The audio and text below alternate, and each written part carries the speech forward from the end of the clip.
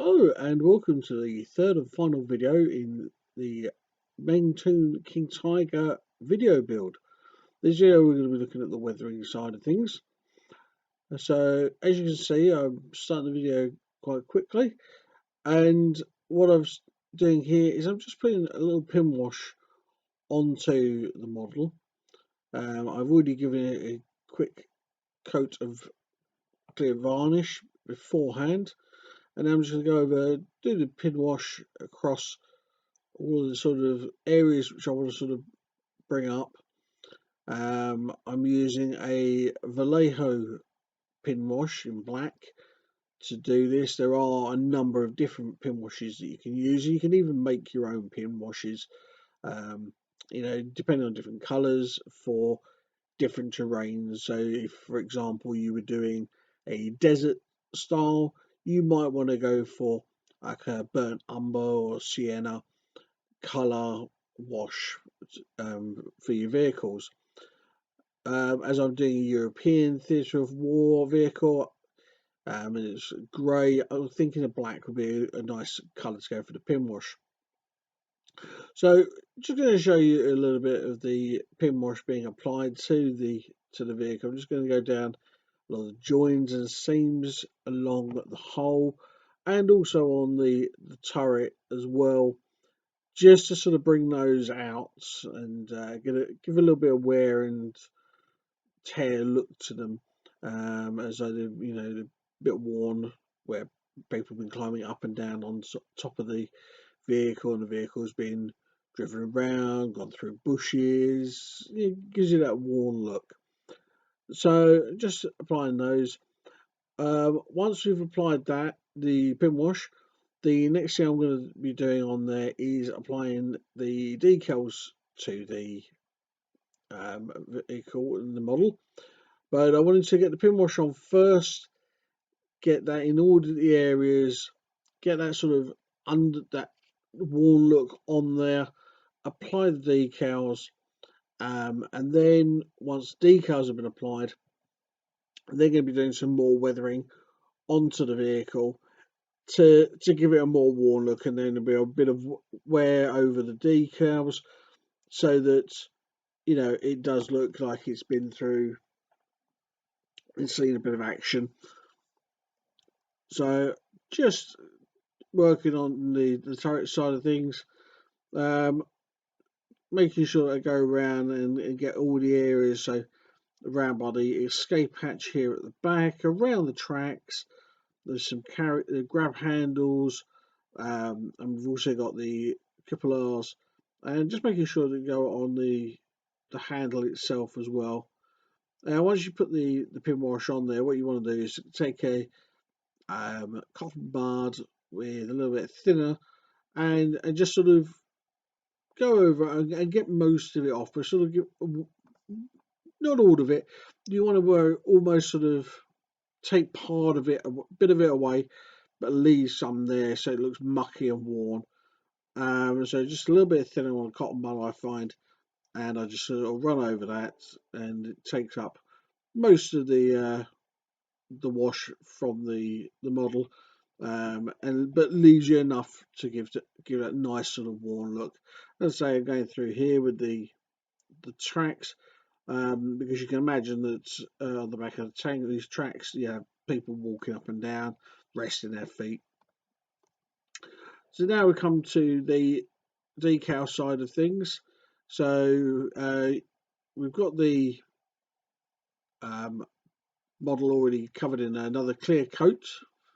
What I would do is I apply some microset just where I'm going to be putting the decals. This helps to set and adhere the decal to the model. It gives you that little extra sort of grip to the model.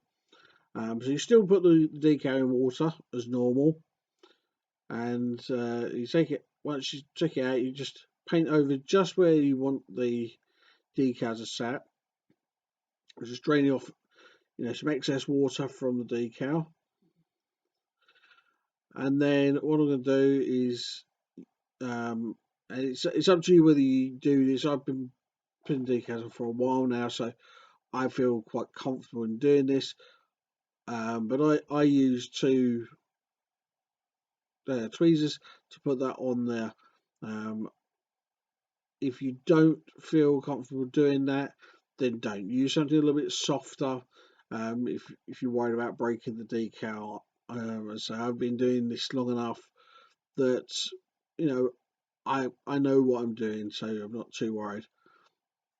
Once the decals have been on there, we leave it a couple of minutes, and then I apply some microsol. Now, the microsol actually gets underneath the edges of the decal and actually sort of pushes it down and around any ridges and imperfections and grooves that are on the model. So if you're going over, for example, on the side of a tank, you're going over some armor plating and it's going from an armor plating onto another part of the hull and it's going over a ridge, the microsol will actually help to soften and conform that decal over that ridge. It's a really, really good thing to use.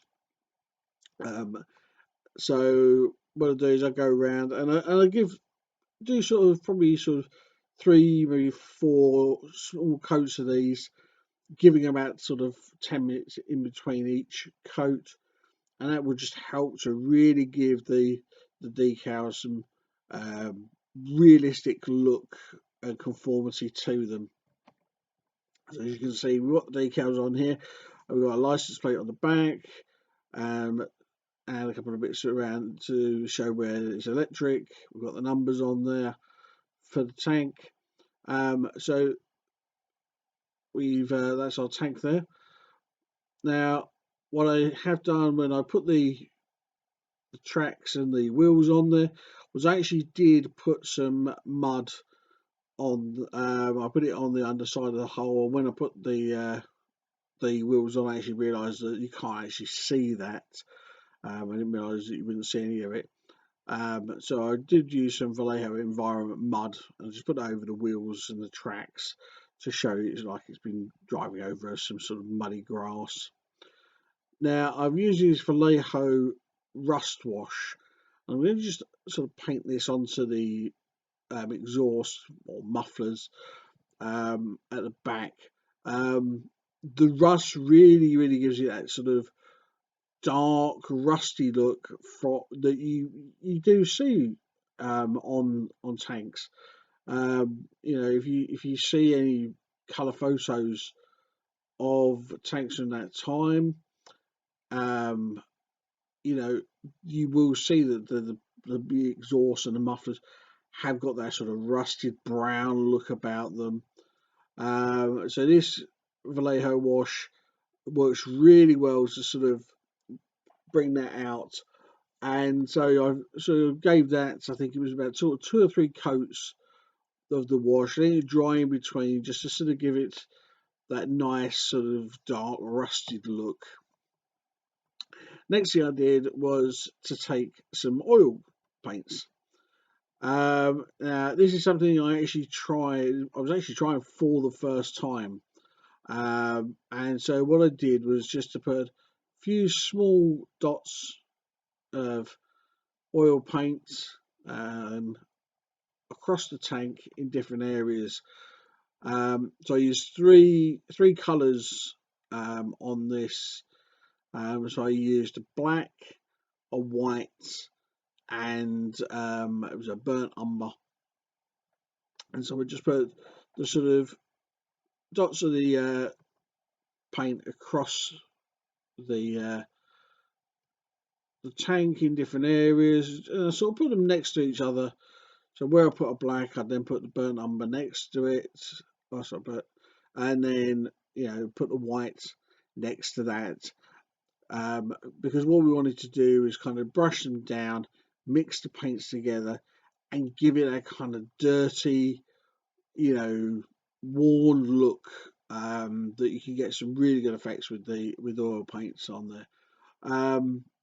Now in the oil paints I got, um, they're not the best. They're not the most expensive in the world. they were a fairly sort of cheap set of oil paints, um, but they do the job, and that's the main thing. And if you are worried about doing this and ruining a model, the great thing with oil paints is if it goes wrong, you can go back to the basic color before, and you can go back and you can redo it. You can, if you actually watch this, when I do this, and mix these all together, it doesn't look like it's all going right to start with. But the more you sort of mix it and you brush it over, and it really does sort of work its way into the color. You brush it more and more, and it really does sort of take on that worn, distressed, look about it.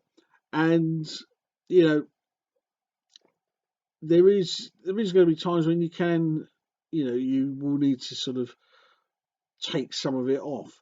And the great thing is, it's very easy to take some off. So, for example, on the turret here, you can see that I've applied the paints, and it's covered over completely one of the decals showing the number that's on the side of the turrets.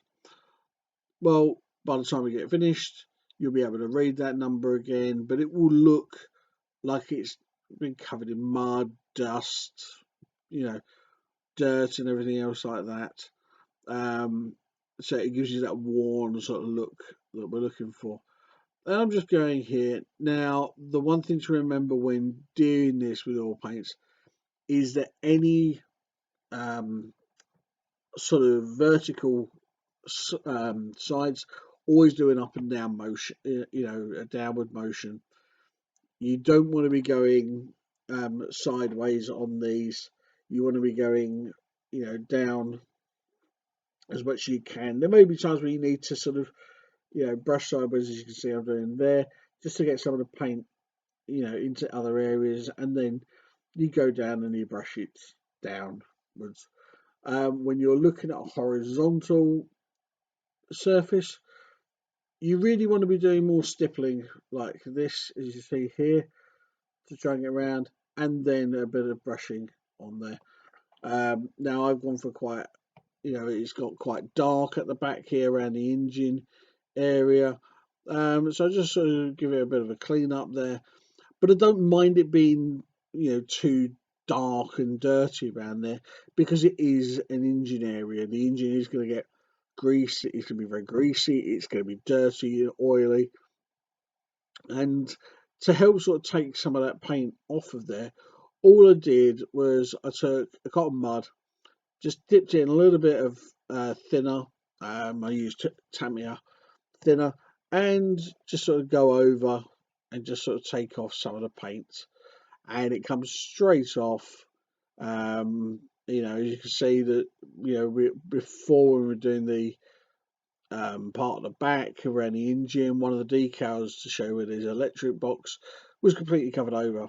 A quick little go with the cotton bud and the thinner, and it completely came back, and you could see it. You see here one of the decals for the number is completely covered up with the paints that we put on there. So a quick sort of rub over. You see an up and down motion here, just sort of bring that back, and I can see the numbers again on both sides. So where they were covered, they were now uncovered. We go down again, taking off what we want, from the sides and the front, with a little bit of thinner and a cotton bud. And when we've finished all of it, it will have a sort of really nice distressed look about the thing. You don't want to, as I say, I mean, if you do take off more than you wanted to, you can always go back and put a bit more on there.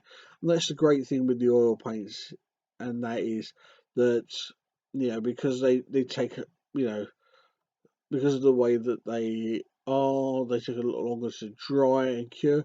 So if you do make a small mistake and you want to take it back, that ability is there for you. Which is to say, just there, back in there with another cotton bud, just sort of give it a quick rough going over.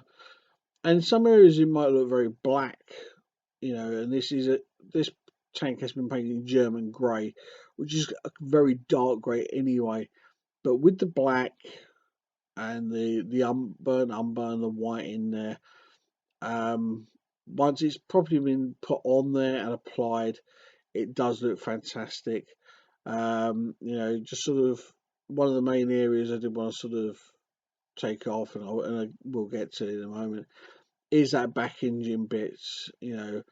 I wanted it to be a little bit blacker than the majority of the rest of the tank, just because it will have that oil and grease that will be sort of kicking up out of the engine. But I don't want it to be completely black. I want there to be some grey coming through, because it's not going to be covering it completely. It is going to be sort of splattering it up. Um, and yes, it might splash up in large amounts, but it's not going to completely flood and cover that area. So as you can see, I'm just going back here at the back, and there one of the decals straight away you can see coming up. And if you look on the other side, you'll see the opposing one come up as well. And just sort of go through, and you will go through probably a dozen or so um, decal, cotton bud, sorry, and that's fine. I mean, it's you put on and you make it how you want to look. If you want to make it look factory fresh, then you make it factory fresh. If you want to give it, it's seen, a lot of action, you could do that. You can apply, if for example you wanted to apply um, the look of a shop going onto the vehicle, you can do that with a sort of pin vise, just sort of making a small hole in there, or just gouging a part of the plastic out to give a look of those shots hit the side of it. But I just wanted to do that. I just wanted to do a sort of a worn look to the vehicle, so it's seen some action and been out. After I finished, these are the finished photographs from there, from the tank after it's been weathered. You can see it has got a sort of dirty, grimy look to it.